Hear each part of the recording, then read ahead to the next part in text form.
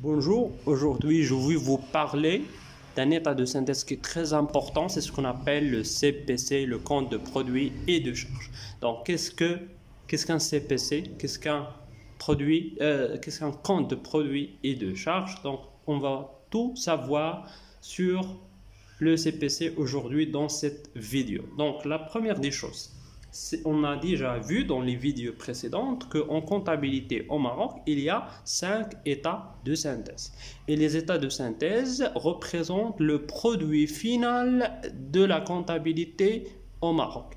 Et je vous rappelle que l'objectif de la comptabilité générale, ou bien ce qu'on appelle également la comptabilité financière, c'est de fournir régulièrement des informations comptables et financières sur la situation patrimoniale et financière de l'entreprise et également fournir des informations sur les performances économiques, c'est-à-dire le résultat que l'entreprise dégage. On a les 5 états de synthèse que sont d'abord le bilan, le CPC, l'état des soldes de gestion, le tableau de financement et l'éthique, l'état des informations complémentaires. Aujourd'hui, on va étudier uniquement en détail ce qu'on appelle le CPC. Donc, la première des choses, on a dit que le CPC, c'est un état de synthèse. C'est un état de synthèse qui est quoi? Il est obligatoire. Parce qu'on a déjà vu dans une vidéo que les états de synthèse ne sont pas tous obligatoires pour une catégorie des personnes assujetties. Je rappelle ça. Pour les personnes assujetties à la loi 09/88 et qui doivent tenir une comptabilité conformément à la réglementation en vigueur, ils doivent normalement, en principe, ils doivent établir annuellement, à la fin de chaque exercice comptable, 5 états de synthèse que je viens de vous citer. Mais pour les personnes qui réalisent un chiffre d'affaires, les personnes assujetties, d'accord, qui réalisent un chiffre d'affaires qui est égal ou inférieur à 10 millions de dirhams, il est obligatoire, donc ça, et les assujettis qui réalisent un chiffre d'affaires égal ou inférieur à 10 millions de dirhams, ils doivent établir uniquement le CPC et le bilan. Pour les autres états de synthèse sont facultatifs, d'accord?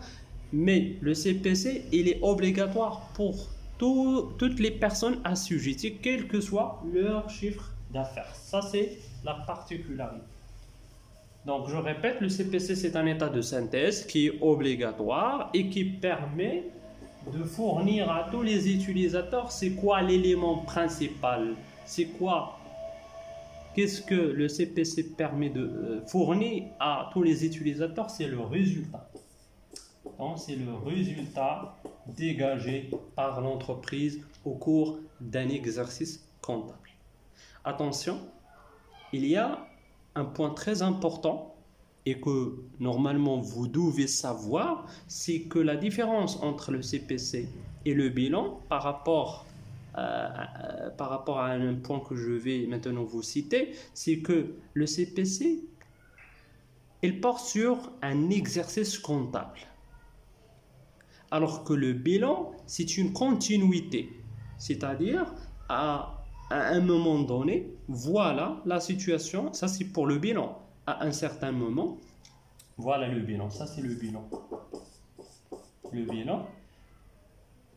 On analyse la situation patrimoniale de l'entreprise depuis la création, ça c'est le point de départ, c'est la création de l'entreprise, jusqu'à la clôture de d'un exercice donné. Par exemple, l'entreprise elle est créée, par exemple, en 2017.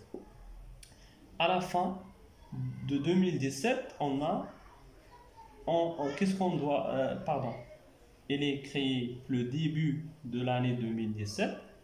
On a 2018, à la fin de l'année 2017, on clôture les comptes et on détermine la situation patrimoniale et financière de l'entreprise à ce moment-là, à la fin de l'exercice 2017.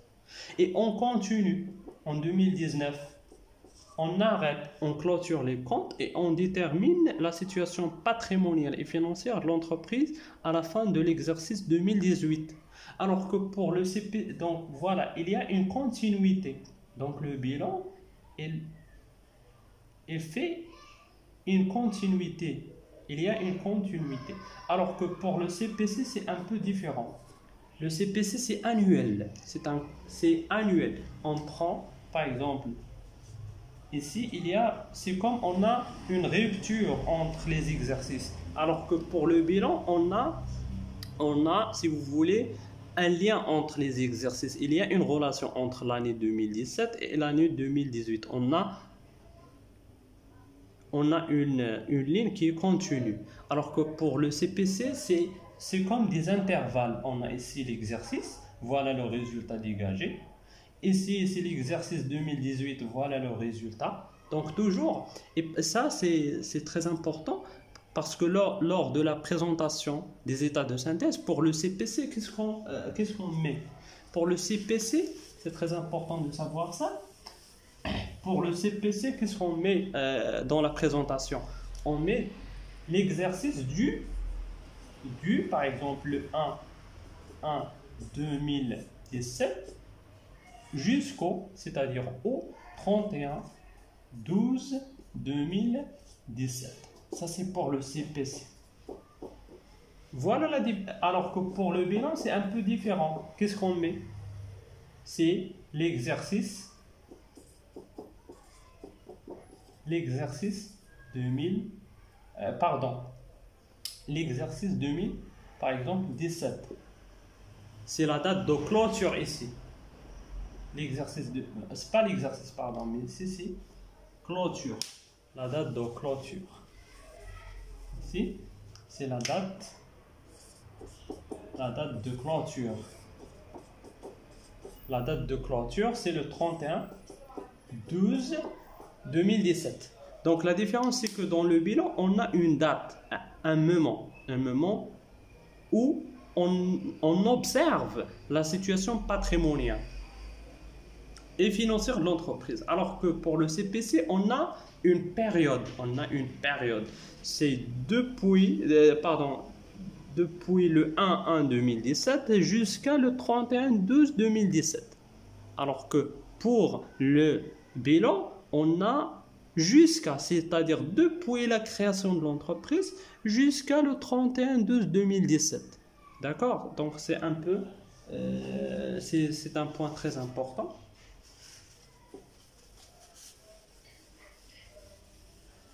Autrement dit, je pense que j'ai pas bien expliqué ce point, mais je vous donne un exemple. Pour le bilan, si l'entreprise achète un matériel, par exemple en 2010, et on est maintenant en 2017, d'accord? On va établir le bilan de 2017. Et le matériel acheté par l'entreprise en 2010, il est toujours la propriété de l'entreprise. Donc ce matériel, même s'il est acheté en 2010, il figure dans le bilan. Donc le bilan porte sur toute la durée de l'entreprise, toute sa durée de vie, depuis la création jusqu'à le moment de la clôture de l'exercice objet du bilan. Alors que pour le CPC, on tient compte uniquement, on prend en considération uniquement les opérations de l'exercice en question. C'est-à-dire, si on travaille sur l'exercice 2017, seulement figure dans l'exercice, dans le CPC, les opérations passées en 2017. D'accord? Donc ça, c'est la différence. Donc je répète, le CPC, c'est un état de synthèse qui est obligatoire pour toutes les personnes assujetties à la loi 09/88 et qui doivent, si vous voulez, tenir une comptabilité conformément aux prescriptions du Code général de la normalisation comptable. Il permet de fournir un élément très important, un indicateur économique pour l'entreprise très important, ce qu'on appelle le résultat. Le résultat peut être soit bénéficiaire, soit déficitaire. Et maintenant, pour la présentation, comment il est présenté le CPC? Il est présenté d'après le Code général de la normalisation en cascade, en liste, c'est-à-dire on lit le CPC ligne par ligne, ligne après ligne. Par contre, le bilan, sa lecture, c'est par juxtaposition, c'est-à-dire il y a normalement deux feuilles. Il y a la première feuille, c'est la partie de l'actif, et la deuxième feuille, c'est le passif. Donc, c'est comme on ouvre un livre et on lit, ça c'est l'actif dans la première page, et dans la deuxième page, on a le passif. Alors que pour le CPC, c'est au contraire, il se lit de manière, c'est-à-dire en liste. C'est comme on a une liste de personnes et on lit ligne après ligne. Et on dégage, le CPC permet de dégager 5 résultats. 5 résultats. 5 résultats. On va en parler par la suite, mais pour l'instant, je vais commencer par une autre chose. Donc, rappelez-vous que le CPC permet de dégager 5 résultats qu'on va voir tout de suite. Mais pour l'instant, on va voir que c'est quoi le résultat. C'est quoi d'abord le résultat? Le résultat, c'est quoi? C'est tout simplement la différence entre la somme des produits et la somme des charges. La chose importante qu'il faut savoir, c'est que les produits, ce sont les produits acquis. Ce sont les produits acquis par l'entreprise. Et pour les charges, ce sont les charges subies par l'entreprise pour créer les produits. Parce que pour fabriquer par exemple, ou bien pour créer un produit, il faut obligatoirement subir une charge. Donc, il faut ici comparer les produits créés par les charges qui ont permis de créer ces produits. D'accord? Pourquoi j'ai dit ici acquis, les produits acquis? Parce que on ne tient pas compte de la date de l'encaissement des produits. S'il y a par exemple une vente, pour une entreprise, il y a une vente qui est réalisée par exemple le 10-12 d'un exercice. Le 10-12. Il est réalisé à crédit. Il est réalisé à crédit. Le règlement de cette opération par le client de l'entreprise aura lieu l'année suivante. Par exemple, si l'exercice est 2017, le règlement aura lieu par exemple en 2018. Et la question pour l'entreprise, est-ce que ce produit sera rattaché à l'exercice 2017 ou bien 2018? Ce n'est pas l'encaissement, c'est la date de la livraison normalement. C'est la date de la livraison. C'est pas c'est pas la facturation. Attention, ce n'est pas la facturation. Parce que on va voir qu'il y a des comptes de régularisation. Ce qui compte, soit en comptabilité, soit en fiscalité, c'est la livraison. C'est l'entreprise, à la fin de l'exercice, il a livré un produit à son client, mais il n'a pas facturé, il n'a pas de facture pour cette opération. Ce produit, normalement, on doit être rattaché à l'exercice, même si la facturation n'est pas réalisé. Donc, s'il vous plaît, gardez ça en tête. C'est ce qui est important, que ce soit dans la comptabilité ou bien dans la fiscalité, c'est la livraison. S'il y a une livraison, donc il y a un produit. Donc, c'est pas la date d'encaissement qui compte. c'est la date de la livraison. Une fois l'opération et une fois le produit est livré, il est considéré comme un produit et il est rattaché à l'exercice pendant lequel la livraison a été réalisée. Pour les charges, donc ça c'est pour les produits. Pour les charges, le même principe. Dès qu'il y a un engagement, il faut comptabiliser la charge. Dès qu'il y a un engagement, c'est pour cette raison on dit qu'il s'agit d'une comptabilité d'engagement. Si on a reçu une marchandise par exemple et on n'a pas encore payé notre fournisseur, cette charge, il est comptabilisé, il doit être comptabilisé et il doit être rattaché à l'exercice pendant lequel la marchandise a été réceptionnée par l'entreprise. Donc ça c'est ce qu'on appelle le résultat, c'est la somme des produits moins la somme des charges. Il faut souligner ici que les produits acquis, ce n'est pas les produits, si vous voulez, encaissés, mais c'est les produits acquis. Pour les charges, la même chose, ce sont les charges subies par l'entreprise.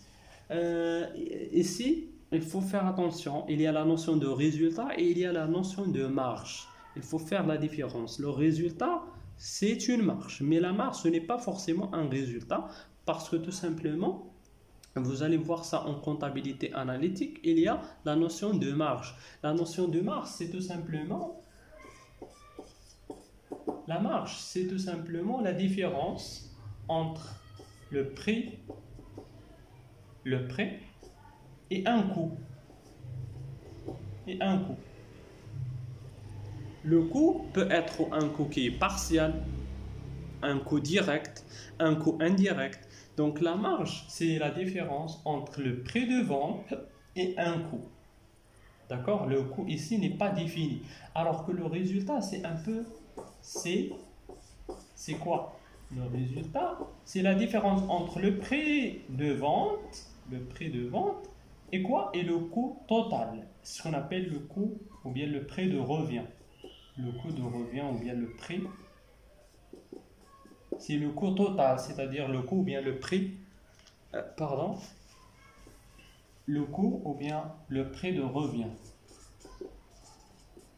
D'accord? Donc je répète, ça c'est la différence entre la marge. La marge, c'est tout simplement la différence entre le prix de vente et un coût déterminé. Un coût qui peut être un coût partiel, un coût qui est direct ou bien indirect. Alors que le résultat, c'est la différence entre le prix de vente et le coût ou bien le prix de revient, c'est-à-dire le coût total supporté par l'entreprise pour fabriquer le produit.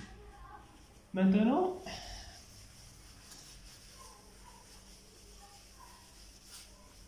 c'est quoi? Maintenant, la présentation, elle s'effectue de la manière, ou bien avant, on distingue dans le compte de produits et de charges, trois natures. On a d'abord l'exploitation, ou bien trois niveaux. On a le premier niveau, c'est l'exploitation. Deuxièmement,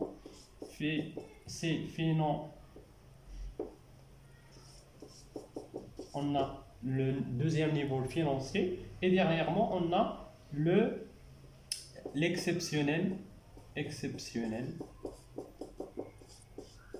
Ce qu'on appelle non courant. Donc, trois niveaux, on a l'exploitation financière et le non courant. Dans l'exploitation, qu'est-ce qu'on a? On a tous les produits et toutes les charges qui sont liées à l'exploitation. C'est-à-dire, par exemple, l'achat d'une marchandise. Pour une entreprise commerciale, il représente une opération d'exploitation. C'est l'activité principale de l'entreprise. Mais pour le deuxième niveau financier, c'est un niveau, ou bien c'est une nature. Il regroupe l'ensemble des opérations qui ne sont pas liées directement à l'exploitation de l'entreprise. Si par exemple l'entreprise contracte un emprunt pour financer une activité, donc ce n'est pas une opération qui est liée à l'exploitation. C'est une opération qui est si vous voulez, séparé de l'exploitation. Ce qui concerne le volet financier. Dernièrement, le niveau no courant, ce sont des produits ou bien des charges qui normalement n'ont rien à voir avec l'exploitation, avec l'activité principale de l'entreprise. Par exemple, si l'entreprise par exemple l'entreprise paye une indemnité pour infraction, par exemple, il n'a pas payé ses impôts dans le délai prescrit, dans le délai fixé par la réglementation fiscale en vigueur. Il n'a pas respecté le délai et donc il doit payer des pénalités et des majorations de retard. Donc ce sont des dépenses qui n'ont rien à voir avec l'activité principale de l'entreprise. Ce sont des produits ou bien des charges exceptionnelles. Et on a un dernier, on a normalement 3 niveaux et on a un niveau qui est supplémentaire, c'est ce qu'on appelle l'impôt sur les résultats. L'impôt sur les résultats, donc c'est une charge. C'est une charge qui figure parmi les charges de l'entreprise. C'est la classe 6. Donc on a 3 niveaux principaux, c'est l'exploitation financière et le non courant. Et on a un niveau supplémentaire, c'est ce qu'on appelle l'impôt sur les résultats, qui figure parmi les charges. Donc la présentation, c'est comme ça. On commence par l'exploitation, par le deuxième niveau. Le deuxième niveau, c'est le financier, par le non courant.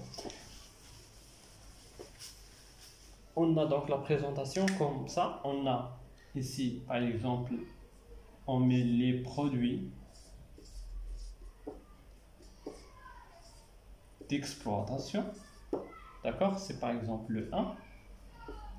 On a, ça c'est le total bien sûr. 2, on a le total des charges d'exploitation. Et on obtient le premier. Je vous ai dit tout à l'heure que le CPC permet de dégager 5 résultats. Le premier résultat, c'est ce qu'on appelle le résultat d'exploitation. Le résultat d'exploitation. Je vais vous donner un exemple. Si les produits d'exploitation d'une entreprise, c'est 2 millions par exemple, 2 millions de dirhams. Et les charges d'exploitation, par exemple, c'est 1 million, c'est-à-dire 1 million 200 000. Donc le résultat d'exploitation, c'est 800 000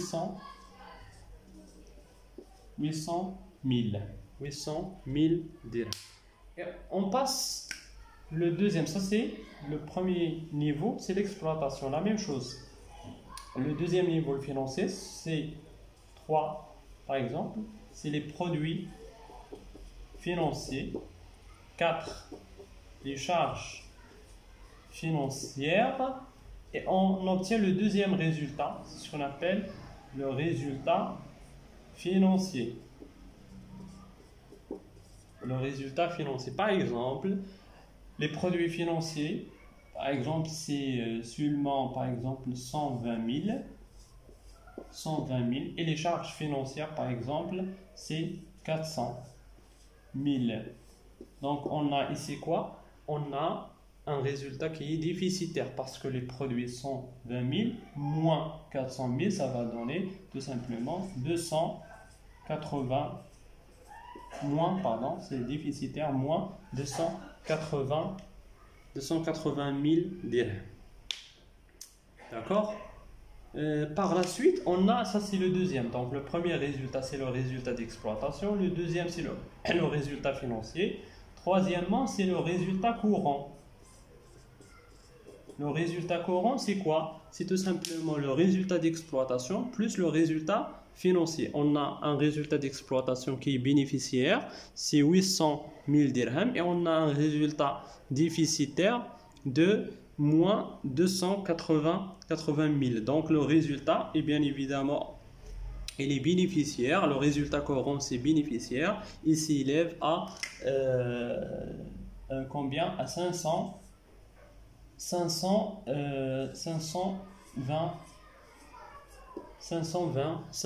000. Donc, c'est le résultat bénéficiaire. Et on passe au troisième niveau. C'est ce qu'on appelle, par exemple, ici 5, c'est le produit non courant. 6, les charges non courantes. Par exemple, pour cette entreprise, pour cet exercice, il n'a aucun produit non courant et il n'a aucune charge non courante, c'est 0 donc 0.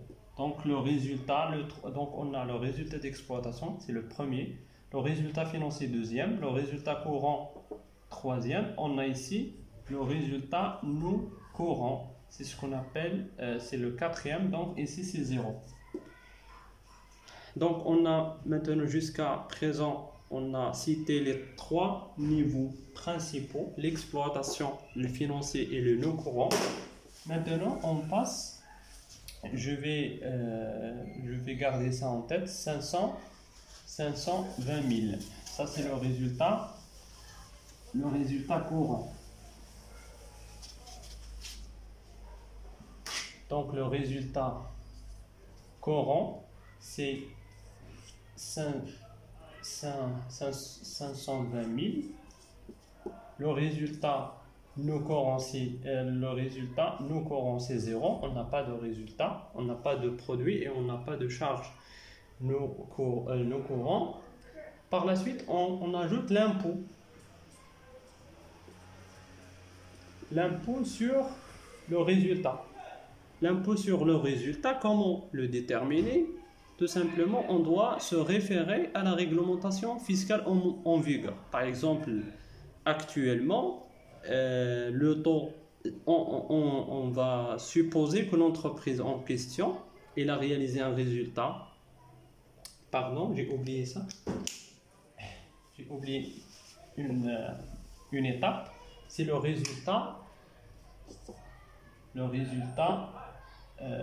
avant impôt. Le résultat avant l'impôt, donc c'est quoi? C'est 520 000. Maintenant, on doit calculer l'impôt sur le résultat, ce qu'on appelle, on va supposer que par exemple l'entreprise elle est soumise à l'IS, donc on va déterminer l'IS.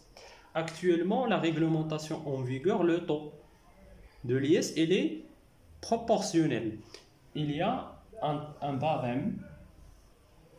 On a un barème. Lorsque il y a 3 tranches, il y a égal ou inférieur à 300 000 dirhams, c'est le taux, c'est 10%. Entre 300 000, 1 et 1 million, on a 20. Et supérieur à 1 million, on a 31%. Ça, donc c'est le barème actuel en 2020-22. Inférieur ou égal à 300 000 dirhams, c'est 10%. Et le taux, il est proportionnel. On ne va pas appliquer 10% pour la tranche et 20% pour la tranche. Non, on applique uniquement. Ça, c'est la définition. Lorsqu'on dit un taux proportionnel, c'est-à-dire on choisit, on a un tableau, on choisit un seul taux. Par exemple, dans notre cas, on a pour l'entreprise un résultat avant impôt de 520 000 dirhams. Donc normalement 520 000, il se trouve dans la deuxième tranche. C'est donc 20, on va appliquer le taux de 20% pour le résultat total. Ce n'est pas 10% pour la partie inférieure à 300 et le reste c'est pour 20%. Non, on va appliquer le taux de 20 pour la totalité, pour le total. Donc le yes dans notre cas, c'est 20%. Donc 520 000 dirhams multiplié par 20%, ça donne combien? Normalement, pour 10%, c'est combien?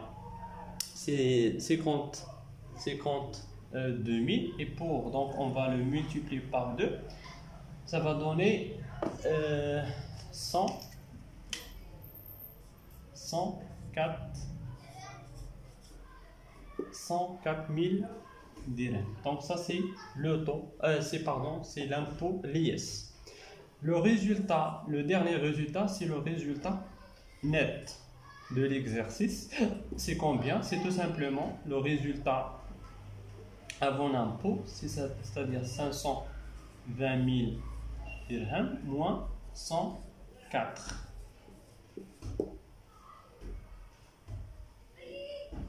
Donc ça va donner combien? 104, donc c'est 416 000 dirhams. Ça c'est le résultat qui figure dans le CPC. C'est le résultat net de l'exercice. Et ce résultat, bien évidemment, va apparaître dans le bilan.